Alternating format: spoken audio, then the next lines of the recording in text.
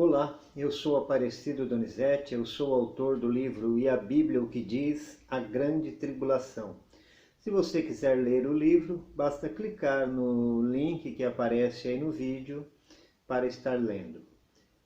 Eu quero, antes de começar o vídeo, dizer que eu não sou contra a denominação, pertenço a uma denominação e acho elas muito importantes para o crescimento da Igreja de Cristo. Mas também acho que as denominações têm erros. Assim como, se você for ler em Apocalipse, você vai ver nas 7 cartas, lá as 7 igrejas, todas elas tinham erro. E nem por ter erros, Jesus deixou de estar no meio delas. Hoje eu quero falar sobre 1 Pedro, capítulo 3, do 18 ao 22, onde diz que Jesus foi e pregou aos espíritos em prisão. Antes, eu quero dizer que existem palavras que elas têm significado diferente e depende do contexto em que está sendo empregado para que você possa entender o significado da palavra. A palavra graça mesmo é uma delas. Basta você prestar atenção no que na frase que eu vou formar e você vai ver que ela tem significados diferentes de acordo com o contexto. Pegue, é de graça. Pare de fazer graça. Qual a sua graça? Somos salvos pela graça. Então o contexto é que deu o significado da palavra. O mesmo acontece na Bíblia com a palavra alma. Existem textos na Bíblia que você vai entender que alma se refere ao sangue, quando fala de animais. Também existem textos que quando você vai entender que alma se refere à pessoa num todo. Por exemplo, 70 almas desceram ao Egito. A alma que pecar, esta morrerá. São sentidos da palavra que faz você entender que está falando da pessoa num todo. Mas existe também um outro significado para a palavra alma. É aquele que se refere à parte viva que está dentro do corpo e que quando sai, o corpo morre. 1 Reis, capítulo 17, no versículo 21, Elias diz: Ó Senhor meu Deus, faça com que a alma deste menino torne a entrar dentro dele. Versículo 22. E a alma tornou a entrar no menino e ele reviveu. Em 2 Coríntios, no capítulo 5, Paulo diz que ele gostaria de deixar o corpo para estar com o Senhor, porque enquanto ele está no corpo, ele está longe do Senhor. Paulo está dizendo, eu não sou esse corpo, eu moro dentro dele. E quando eu deixar ele, esse corpo vai morrer, mas eu vou estar com o Senhor.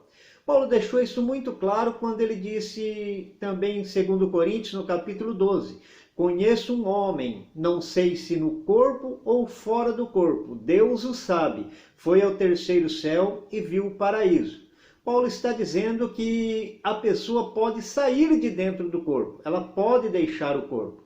Então, é nesse contexto de alma que eu quero falar com vocês. E todos que querem entender a Bíblia como é a Bíblia, sem ficar preso a uma doutrina denominacional ou a um pensamento próprio, podem entender o que Paulo está dizendo aí. A alma é a parte viva que está dentro do corpo. Enquanto o homem está vivo, a alma está dentro dele. Mas quando o homem morre, a alma sai de dentro dele. Então, para onde vai a alma? Em Marcos 16, Jesus conta a parábola do rico e Lázaro, e ali explica muito bem. Diz que Lázaro morreu e foi para o seio de Abraão, e o rico também morreu, e lá no Hades, ele erguendo a cabeça, viu ao longe Abraão e Lázaro no seu seio. Existem aqueles que querem defender uma doutrina denominacional ou um pensamento próprio que vão te dizer que Hades é sepultura, lugar do corpo, e vão te dizer que Seol é a mesma coisa que Hades e também é sepultura. Sim, Seol é a mesma coisa que Hades. Seol no Velho Testamento, no hebraico, Hades no grego e também traduzido para o português é inferno. Mas não é lugar do corpo, tá? Você pode ler o Velho Testamento inteirinho e não vai achar uma única pessoa que o seu corpo foi colocado no Seol, no inferno. Seu corpo será colocado na sepultura. Jacó ele comprou uma sepultura para colocar o corpo de Sara. Ele não comprou um Seol, tá? Não comprou um inferno. José de Arimateia, ele colocou o corpo de Jesus num sepulcro, numa sepultura. Não colocou num Hades, não colocou o corpo de Jesus no inferno. Seol e Hades é lugar da alma, porque as duas palavras diz respeito ao mesmo lugar. Então, tanto Seol como Hades, ou inferno, né, as três palavras, melhor dizendo, ela se refere ao lugar da alma, quando a pessoa morre, é para lá que a alma vai. E isso Jesus deixou muito claro na parábola do rico e Lázaro. Embora muitos digam que não é uma parábola, é um fato, mas isso é o que menos interessa. O importante é a mensagem que Jesus nos deixou, que a alma vai para o Hades. Lá no Hades, foi bem explicado, havia uma separação, um abismo separava. De um lado estavam os salvos, chamado seio de Abraão, e do outro lado, onde estava o rico, era o lugar de tormento, onde estavam os perdidos. Jesus também, quando morreu, ele foi para o Hades. Em Atos 2, 27 diz: não deixarás a minha alma no Hades e nem permitirás que o seu santo veja corrupção. O que Jesus está dizendo? Que quando ele morresse, a sua alma ia para o Hades, o lugar dos mortos, seu corpo ia para a sepultura, mas Deus o ia ressuscitar antes do corpo ver a corrupção, ou seja, apodrecer. Jesus seria ressuscitado antes.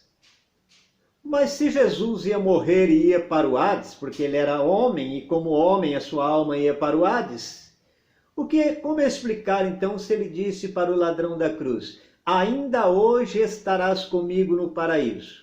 Não seria o certo ele dizer: ainda hoje estarás comigo no Hades ou no inferno? Acontece que quando o homem pecou, Deus o expulsou do paraíso. Não porque Deus não queria o homem no paraíso, mas Deus explicou. Porque no meio do jardim estava a árvore da vida. E se o homem comesse da árvore da vida em pecado, ele viveria eternamente em pecado. E embora os salvos que estavam ali no seio de Abraão, eles acreditavam na salvação de Deus, mas ela ainda não havia concretizado na vida deles. Porque Paulo diz assim, olha, o sangue de touros e de bodes não apagam o pecado. Então, se não apagavam os pecados, os homens entrando no paraíso, eles estariam entrando em pecado, porque os seus pecados não foram apagados. E com isso comeriam da árvore da vida e viveriam eternamente em pecado. Por isso Deus os colocou lá no Hades, no seio de Abraão. Mas quando o ladrão da cruz morreu, Jesus já havia morrido antes. E o que a Bíblia diz? O sangue de Jesus Cristo, seu Filho, nos purifica de todo pecado. O sangue de Jesus, ele não encobre o pecado, ele apaga, ele acaba com o pecado. Então nós deixamos de ter o pecado em nossa vida. É igual o hino que diz: eu não tenho mais pecado, pois Jesus me lavou. E agora, se eu não tenho mais pecado, então eu posso entrar no paraíso. É por isso que Jesus disse para o ladrão que ia morrer depois dele: ainda hoje estarás comigo no paraíso. Porque Jesus iria morrer, e quando Jesus morreu, ali concretizou a lavagem do pecado de todo convertido. O ladrão havia se convertido, então ele já podia entrar no paraíso. Efésios 4, Paulo diz assim, que Jesus desceu às partes mais baixas da terra. E quando ele subiu, ele levou o cativo o cativeiro. Por que deixar lá no seio de Abraão os salvos, se agora eles estão com os pecados lavados e podem entrar no paraíso? Então Jesus desce lá no Hades, como homem, ele morreu, foi para o Hades. Lá ele pregou para os espíritos em prisão, pegou o cativeiro dos salvos, levou para o paraíso, ficou lá com o ladrão da cruz que havia se convertido e com todos os salvos ali no paraíso, até o domingo de manhã. Domingo de manhã ele desceu para a terra, ressuscitou, não subiu acima de todos os céus ainda, como Efésios diz, porque quando Maria Madalena chega no túmulo, ele diz para ela: não toque em mim, que eu ainda não subi para o meu Pai. Então ele ainda não havia subido. Então ele fica um tempo aqui na terra, aí ele sobe acima de todos os céus. É por isso que em Apocalipse diz assim, que as almas debaixo do altar clamavam: até quando, ó Senhor, não julgas e não vinga o nosso sangue? Aí os adventistas do sétimo dia, eles dizem assim que como poderia, né, as almas estarem debaixo do altar, se o altar tem 1 metro e pouquinho, as almas estão se acotovelando ali debaixo? Nada disso, meu irmão.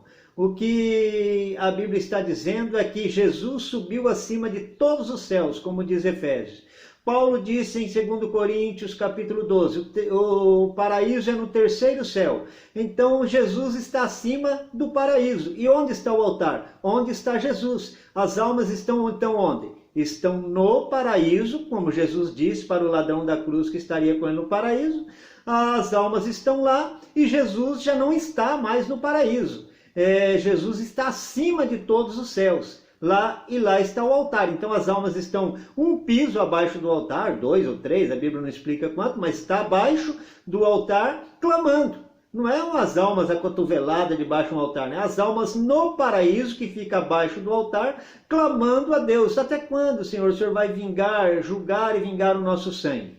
Agora vamos ler o texto de 1 Pedro, capítulo 3, versículo 18, até o 22. Por que vamos ler? Porque as pessoas que defendem as doutrinas denominacionais ou pensamento próprio, como eu disse, elas dizem que Pedro não está dizendo aqui que Jesus pregou quando ele morreu. Está dizendo que na época de Noé, Jesus pregou em espírito através de Noé, usando Noé como pregador para as pessoas daquela época, que agora os espíritos delas estão em prisão. Vamos ver se isso é verdade.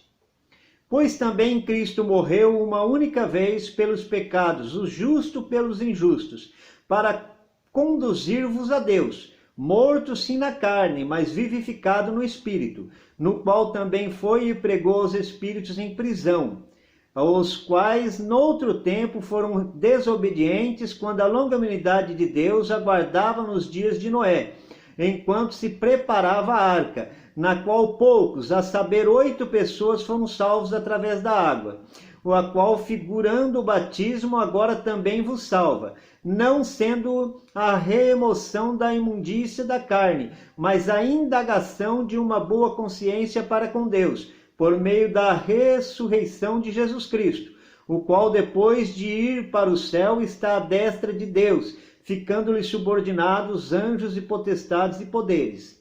Então percebe o que diz aqui o texto? Diz aqui, olha, para conduzir-vos a Deus, morto sim na carne. Então Jesus estava morto na carne, mas vivificado no Espírito. Quer dizer, ele estava morto na carne, mas a sua alma estava viva, seu espírito vivo, no qual também foi e pregou os espíritos em prisão. Não tem nada a ver com a época de Noé, não. Foi quando Jesus morreu. Morto na carne, seu espírito vivo ali, ele vai e prega os espíritos em prisão. Agora, esses espíritos em prisão é que na época de Noé, eles eram rebeldes. E agora Jesus estava pregando para ele. Ah, mas daí Jesus fez apelo, ele se converteu? A Bíblia não fala se converteu, cremos que não converteu, talvez seja uma pregação só explicativa, porque para quem viu a parábola lá do rico e Lázaro, Abraão pregou para o rico, mas pregou para quê? Simplesmente para explicar para ele como funciona a salvação. Não houve salvação para o rico. O que foi dito? O daí não passa para cá e o daqui não passa para esse lado aí. O importante é entendermos que Abraão pregou para o rico. Então Jesus pode sim ter pregado para os espíritos e não ter salvado. Simplesmente pregado para explicar. Então essa é a explicação do texto.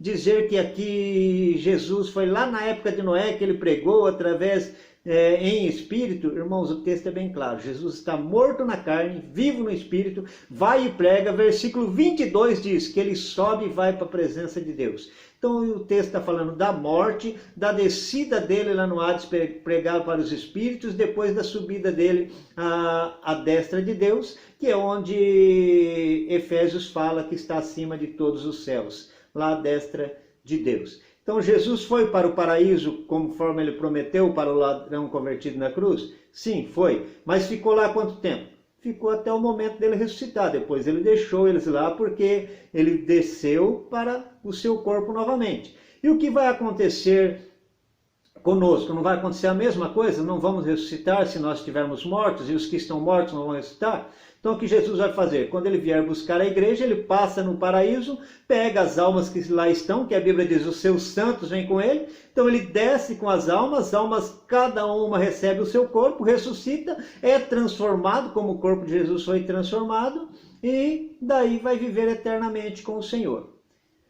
Então, se você gostou do vídeo, compartilhe, tá? Para que outras pessoas também possam assistir. Se inscreva aí no canal e, querendo ler o livro, clique aí no link que aparece no vídeo e você será encaminhado para a leitura. Muito obrigado.